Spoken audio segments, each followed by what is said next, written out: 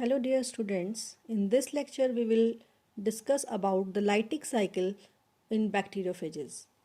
As I have already taught you in your class that bacteriophages are the viruses which feed on bacteria.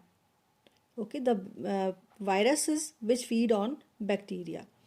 They have a special type of structure, a proteinaceous head inside which DNA or the nucleic acid is there, which is its genetic material, a long neck, and at the end there is an end plate with tail fibers.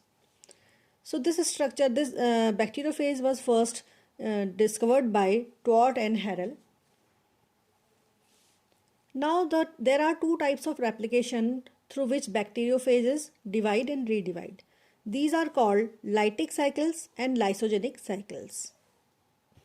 So in this lecture, we will discuss about the lytic cycle in bacteriophages. Lytic cycle, this is also called virulent cycle, and lysogenic cycle, which is also called temperate cycle. There are many steps in this lytic cycle. Number 1 is the infection. Number 2 is the synthesis of phage components in the host cell. Number 3, assembly of new phage particles. And number 4, the last one is liberation of phage particles from the host cell. Now have a look on this diagram.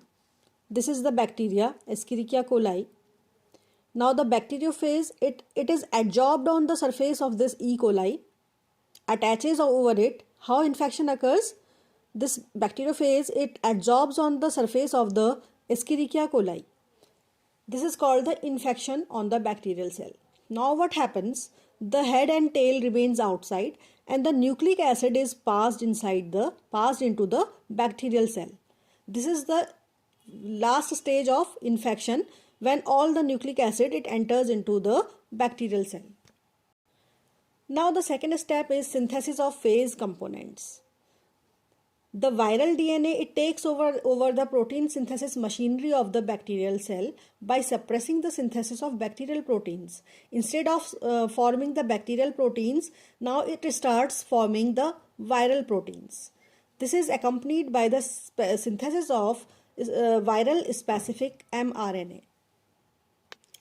This viral specific mRNA synthesizes the proteins which help in formation of proteinaceous heads and tails. Now the third step is assembly of new phage particles. Now these heads and tails, they get assembled with the phage nucleic acids like this. Now they form a complete bacteriophage. They assemble together. And the last step is the liberation of particles. How it occurs? The wall of bacteria, it ruptures and all the phages, they get free from it and get liberated. In this way, a single bacteriophage produces so many bacteriophages. This replication cycle takes up to 30 to 90 minutes, and in each minute there is a formation of 7 to 8 new phage particles. At the end of a cycle, there are 200 to 300 bacteriophages produced. In this way, a lytic cycle is accomplished. So again, I make a revision over it. Infection is the first step, then synthesis of phage particles, then assembly of all the particles together to form the new host new phage phages, and lastly is the liberation of all these phages from the host cell. This is the lytic cycle.